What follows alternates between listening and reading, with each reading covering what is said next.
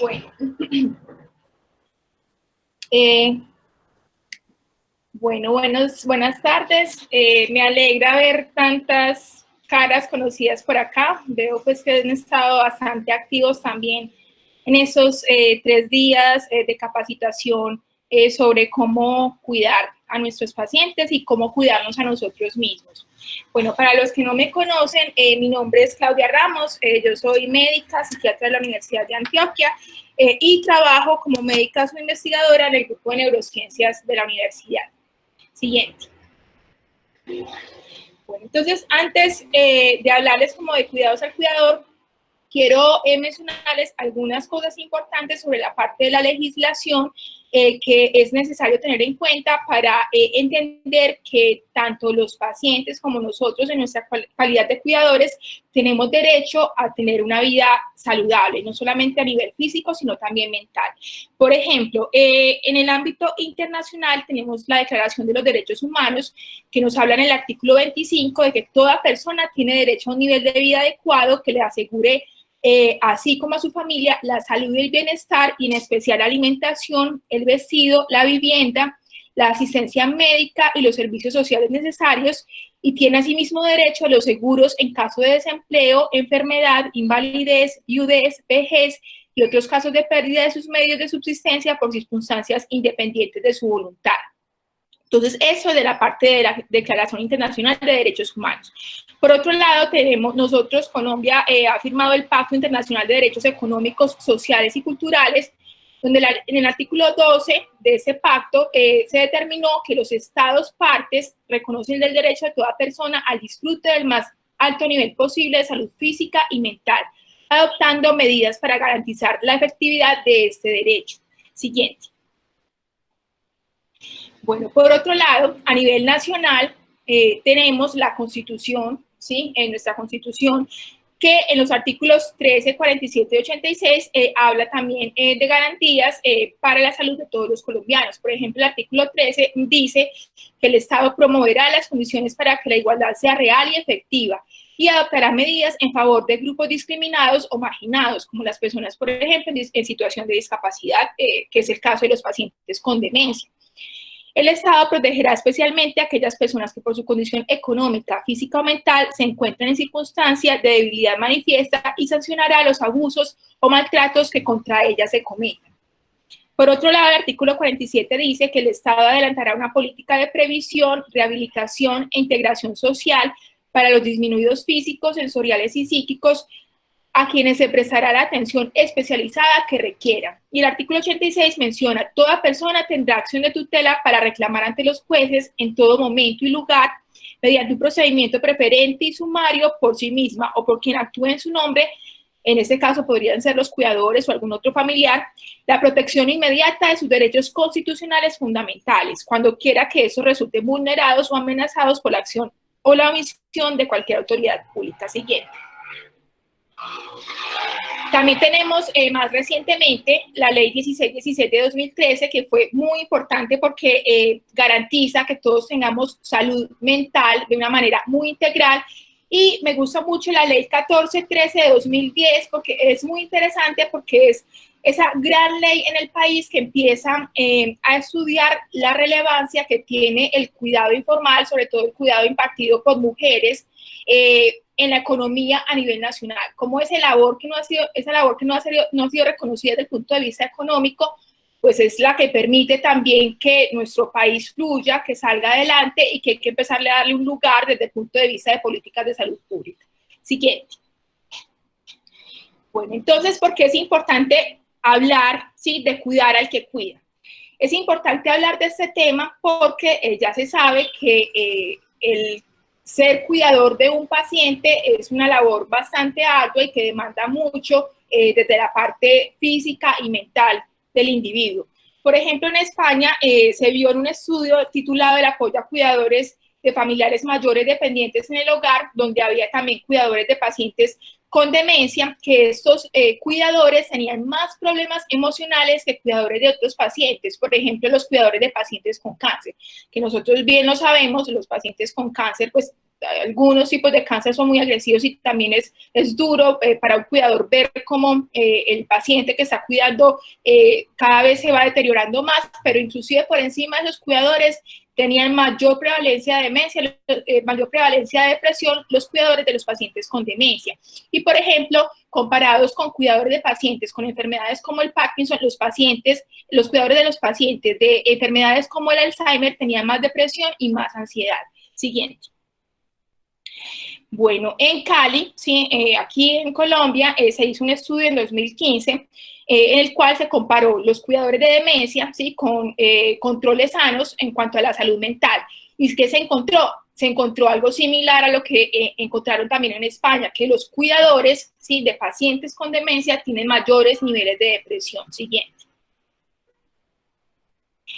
Por otro lado, tenemos un estudio que se hizo en el 2007, ya hace varios años, en Cartagena, sí, un estudio grande donde se buscó caracterizar los cuidadores de personas en situación de cronicidad, de los cuales 294 eran cuidadores, de esos 294 cuidadores, casi 100 personas eran cuidadores de pacientes con Alzheimer y otro tanto, un poco más de 60 personas eran cuidadores de pacientes con antecedentes de enfermedad cerebrovascular.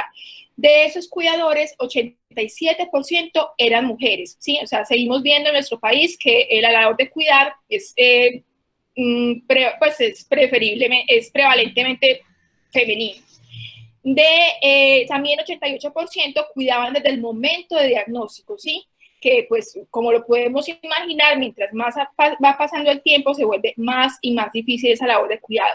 Y de todas esas personas que eran cuidadoras, 69% eran cuidadores únicos, es decir, no tenían otra persona la que les ayudara a relevar esa función de cuidado. Y llevaban más de 18 meses en esa actividad, dedicando más de 12 horas al día en este tipo de labor, que ya pues yo estoy segura que la mayoría de ustedes, si no todos, conocen que cuidar es bastante complicado, entonces piensen que yo sé que algunos tendrán pues como esa situación de estar cuidando más de 12 horas al día, o sea, eso eleva muchísimo el riesgo de un montón de situaciones a nivel físico y a nivel mental. Siguiente. Ok, entonces, ¿qué es el cuidado? El cuidado, sí, nadie es ajeno al cuidado. ¿Por qué? El cuidado es una acción que se concreta a partir de relaciones. Es una acción entre seres vivos, ¿sí? Todos cuidan y todos son cuidados. Todos en algún momento de nuestra vida hemos sido cuidados, ¿sí? Cuando éramos niños, nuestros papás cuidaban de nosotros. En algún momento que hemos estado enfermos, hemos sido cuidados, pero a su vez también hemos sido cuidadores de muchas personas. El cuidado es interesante, es una cosa dentro de las relaciones humanas bonita porque permite abrir la perspectiva del otro, permite que miremos cuáles son las necesidades e intereses de otras personas y permite una mirada hacia las formas de ser y de actuar. Siguiente. Bueno, el cuidado, pues igual es una labor hermosa, pero además una labor que pues exige mucho de parte de quienes la practican. Por tanto, es importante que cada uno de los cuidadores se reconozca a sí mismo, contando con elementos que le ayuden a asumir diferentes problemas y por ende gozar de salud mental. O sea, es muy importante tener buena salud mental para poder hacer un buen cuidado. ¿Pero qué es salud mental? La salud mental, definida por la OMS en 2013, es un estado de bienestar en el cual el individuo es consciente de sus propias capacidades, puede afrontar las tensiones normales de la vida, puede trabajar de forma productiva y fructífera y es capaz de hacer una contribución a su comunidad. En la medida que podamos garantizar condiciones que nos permitan hacer todo este tipo de cosas, pues podremos decir que tenemos buena salud mental y por ende podremos estar capacitados para cuidar sin arriesgar nuestra salud. Siguiente. Bueno, entonces, cuidar en general, como ya les mencionaba, es algo loable, hermoso, algo reconocido en nuestra sociedad latina, colombiana. Sin embargo, pues no es lo mismo cuidar a un niño aliviado, que cuidar a una persona, sea niño o adulto, que tiene enfermedad. ¿Por qué? Porque la enfermedad genera estrés y incertidumbre en la casa. Entonces, además, pues la enfermedad es una situación que no solamente afecta a la persona que está enferma, sino que también afecta a quienes están alrededor. Por ejemplo, la familia los amigos e incluso los profesionales que están atendiendo desde diferentes ámbitos a esa persona con enfermedad. Siguiente. Bueno, entonces, para hacer un poco más complicada la cosa, resulta que, pues, o sea, no es lo mismo cuidar a una persona enferma de una cosa que presumimos se va a recuperar pronto, a cuidar de una persona que tiene algo que se conoce como dependencia funcional o que está en riesgo de desarrollar lo que se conoce como demencia, como dependencia funcional. Eso hace un poquito más complicado la labor de cuidado. ¿Por qué? La dependencia funcional es un estado en el que se encuentran las personas que por razones ligadas a la falta o pérdida de autonomía física, psíquica o intelectual tienen necesidad de asistencia y o ayudas importantes a fin de realizar los actos corrientes de la vida diaria y de modo particular los que se refieren al cuidado personal. O sea, la dependencia funcional es la pérdida de esa autonomía que hace que la persona que perdió esa autonomía pues dependa de otros para poder subsistir o dependa de otros para realizar actividades que son básicas para la vida o para conservar la salud. Siguiente. ¿Quién es un cuidador entonces? Un cuidador, pues en el contexto de la demencia, el cuidador de ese paciente con demencia sería aquella persona que asiste o cuida a otra, en este caso el paciente con Alzheimer o demencia frontotemporal o secuelas de ACV, etcétera, que está en situación de dependencia funcional, es decir, no tiene esa autonomía para desarrollar todas aquellas cosas que podrían garantizar su subsistencia, por tanto necesita de otro para poder hacerlo. En nuestro país, ¿sí? Ya desde el Ministerio de Salud y Protección Social están reconocidos 3 tipos de cuidadores, que cuáles son. El cuidador familiar, ¿sí? Que somos la gran mayoría de colombianos, personas que tenemos un vínculo familiar con esa persona a quien estamos cuidando y que podemos hacer 2 tipos de cuidado, un cuidado ya sea permanente o un cuidado transitorio. Está el cuidador informal, ¿sí? Que es aquella persona que no tiene vínculos familiares con aquella persona que necesita el cuidado, y que además no tiene una formación para cuidar, o sea, cuida porque quiere, porque se siente en disposición de hacerlo, pero no ha habido como una capacitación formal para esa labor de cuidado. Y también se podría cuidar de manera informal, ya sea por tiempo indefinido, o sea, permanente, o de forma transitoria. Y por último está el cuidador formal, que es aquella persona que tiene una vinculación laboral con otras personas en relación a esa persona, ese sujeto que se está cuidando y que además ha recibido una formación para poder hacer una labor de cuidado. En la charla, si bien cualquiera de los 3 tipos de cuidadores se puede afectar desde el punto de vista físico-mental, hay una serie de recomendaciones y una serie de riesgos que vamos a mencionar que competen principalmente al cuidador familiar y al cuidador informal. Siguiente. Bueno, entonces, ¿por qué es tan difícil, ¿sí? Cuidar esos pacientes cuando se es familiar o cuando se es un cuidador informal? Bueno, los pacientes con demencia, pues ya todos lo sabemos, va a desarrollar una dependencia progresiva. La dependencia progresiva hace que sea como más complicado la labor de cuidado porque uno cuando cuida por allá en el fondo de nuestro corazón y en nuestra mente está la idea de que se vean los frutos de ese cuidado, ¿sí? Que son por lo menos mantenerse bien, pero desafortunadamente los pacientes van a ir perdiendo cosas con el tiempo, por tanto, de alguna forma eso genera en nosotros cierta sensación de frustración que puede afectarnos significativamente si no identificamos eso y buscamos canalizarlo de alguna manera. Lo otro son las conductas disruptivas del enfermo, ¿sí? Sabemos que con la demencia, sobre todo moderada o en algunos estadios graves, pueden haber situaciones de agitación, de agresividad verbal y física, y eso obviamente hace estresante la labor de cuidado.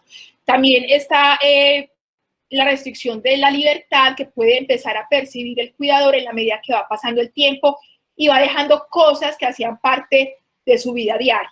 ¿Sí? En la medida que pues, ya no puede salir o ya no se siente con la tranquilidad de salir a compartir tiempo con otras personas, viajar de pronto a otra ciudad, salir de compras, etcétera, la persona en el inconsciente puede empezar a desarrollar esa sensación de que está como preso en casa. Y eso también obviamente afecta al cuidado siguiente.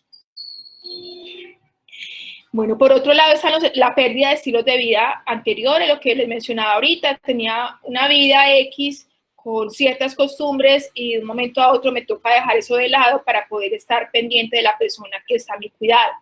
Las nuevas tareas relacionadas con la enfermedad.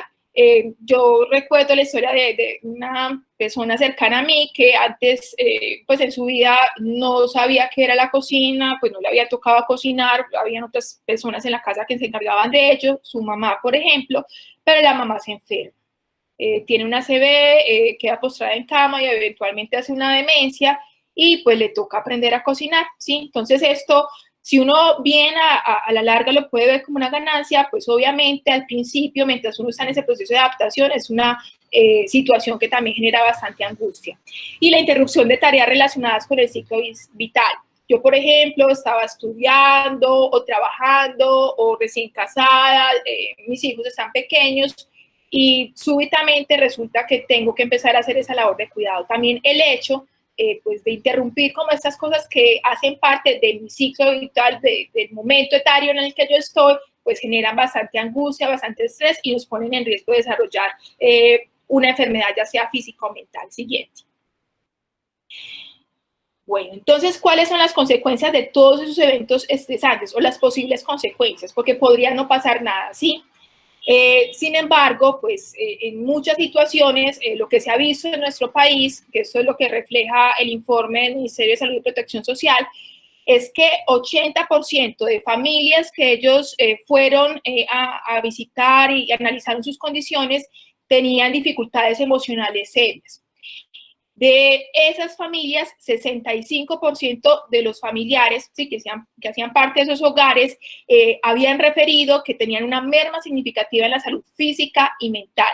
Y de esas 65 personas, 20% que eran cuidadores directos habían referido, lo que ya Claudia Madrigal les va a explicar de qué se trata, habían referido síntomas compatibles con un síndrome de cuidador quemado, ¿sí? O síndrome del cuidador cansado.